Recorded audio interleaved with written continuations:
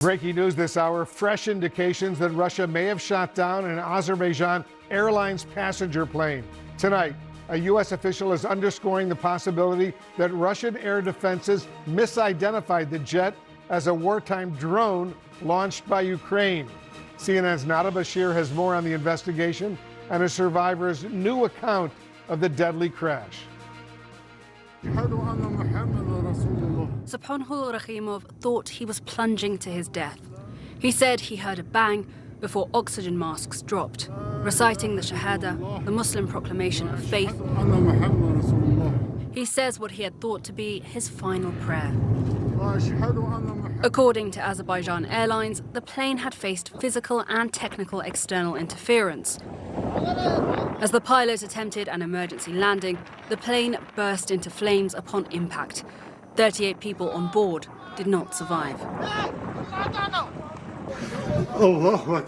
Remarkably, Rakhimov was among 29 people who survived the crash. After the bang, I already had my mind set that something bad would happen because it was clear that the plane had received some damage, Rakhimov says. And when the plane started behaving unusually, then it became 100% clear. I realized then that it was all over and decided I should film my final minutes. Accounts from survivors like Rakhimov give a rare first-hand glimpse into the terrifying final moments of the flight and potentially what may have caused the crash. Azerbaijani sources and a US official say preliminary evidence suggests the plane may have been hit by Russian air defenses. A possible case, one US official told CNN, of mistaken identity. With the Russian city of Grozny, the flight's intended destination, under Ukrainian drone attack at the time. Ukrainian combat drones were mounting terrorist attacks on civil infrastructure in the cities of Grozny and Vladikavkaz, the head of Russia's Federal Air Transport Agency said. Due to this, in the area of the Grozny airport, the Kovyur plan was introduced, meaning all aircraft had to leave the indicated airspace immediately. Russian aviation authorities claim the plane had initially attempted to land in Grozny twice and was later offered other airport options within Russia. But the pilot rerouted towards the Kazakh city of Aktau instead. For those on board, it was a terrifying physical and emotional ordeal. For a brief moment, passengers thought they were out of danger. But when the Caspian Sea appeared, the clouds dispersed and the plane began to behave unusually, Rakhimov says. The feeling of tension began to increase, both for other passengers and for myself. Russian authorities have yet to respond to allegations that their air defenses may have played a part in the fatal crash. But clear perforations in the fuselage point to shrapnel or debris hitting the plane while still in the air, according to several aviation experts. The hope now is that recovered black boxes will provide more definitive information regarding the plane's final moments. I was conscious when I felt the impact. I was thrown up and down and back up again. I was strapped in, yet I was being thrown back and forth, Rakhimov recounts. It all lasted for a few seconds. Then everything went quiet. There was silence. Everything was calm. And I realized that that was it. We had landed. And Wolf, just in the last few hours, we have heard from a US official saying that early indications show that the holes that are seen in the fuselage and the wreckage of the plane are consistent with shrapnel damage from an explosion. So that will be a key line of inquiry for investigators. And while those two black boxes have been recovered, authorities say it could take around 2 weeks for a full assessment to be made. So we'll be waiting to hear updates from officials taking part in that investigation as to what the official cause is found to be for this deadly plane crash. They got to learn what happened to make sure it doesn't happen again. Nada Bashir reporting. Thanks very much. I want to get some more right now with our experts on Russia, aviation, and national security.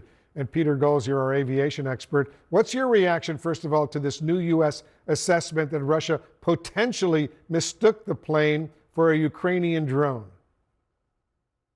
Well, the idea that this was a bird strike has been thoroughly discredited.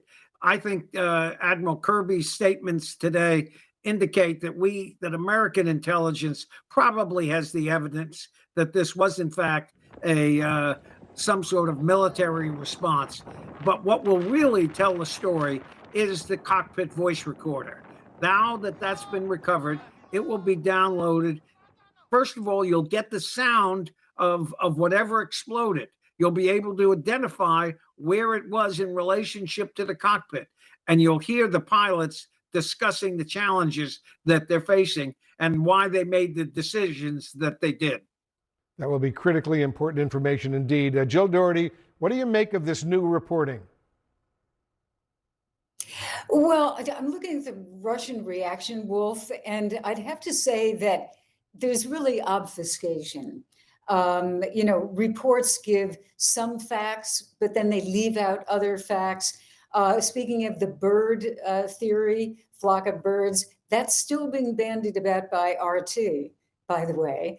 And I think this is reminds me a lot about MH17, that Malaysian plane that was shot down by partisans back in 2014 in Ukraine using a Russian missile. And the Russians never admitted it to this day. So I'm not very optimistic that they will do it this time, although we'll see. There's a lot of evidence here. There certainly is. Beth Sanner, what's your assessment? Well, Russia has a lot of concerns about admitting it in this case. It's a little different in a way from MH17, where, these were separatists in the Donbass region using a Russian interceptor. In this case, I think it was truly accidental, if it is what it looks like, and that they were trying to shoot down drones and they accidentally hit this airliner from Azerbaijan. And this is an area of the world in the Caucasus where Russia has lost a lot of influence, and they are also very dependent on Azerbaijan for exporting and importing, and particularly exporting their oil and gas. So they do not want to become even less popular there. So, I don't think that they're going to admit it unless they have to, but the evidence looks pretty strong as it's coming in. It certainly does. Peter Goals, survivors say they felt 2 explosions before the crash. What does that tell you? Well, it may indicate that this was some sort of more than a single missile, or perhaps some sort of anti-aircraft weapons that were shooting repeatedly. And now that the survivors are talking, the critical thing, Wolf, is that independently, they're all repeating the same story. And that really is quite telling. And that there were, so many survivors is testament to the design of this aircraft and the 16G seats that allowed them to withstand that terrible crash. Terrible crash indeed. Jill Doherty, Ukraine's foreign minister now says that Russia, and I'm quoting him now, forced the damaged jet to cross the sea, most likely in an attempt to conceal evidence of their crime. What do you make of this theory? I read that. I think it's impossible to say at this time. That would be pretty serious if they refused them and sent them across the water. We're in the middle of a war. It's a very cruel war from both sides, and there's a lot of pressure on the Russians to fend off any type of drone attack. They're really being hurt by those drone attacks. And so, a combination of these factors, but that is something that I think really we will have to have an investigation to show. Certainly will. Peter Goals, does that theory from Ukraine's foreign minister explain the very weird flight path? It does not. And, the thing that will tell the tale on this, Wolf, is if the Kazakhstani government is allowed to conduct this investigation under the guidelines of ICAO. If ICAO, which has close to 200 signatures, Russia, Azerbaijan, and Kazakhstan are all signatures to this treaty that govern international aviation investigations. If they use that as the guidelines, as they're obligated to, then we'll find out what happened. We'll have a preliminary report in 30 days, but we'll see if the Kazakhstan government can pull that off. We shall see. Beth Sanner, do you believe Russia can be trusted to fully investigate this crash?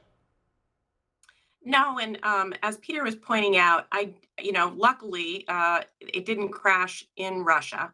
And so there's quite a bit of evidence in the black box that will not be in Russian hands to do the investigation. So I actually think that we'll have an independent investigation coming out.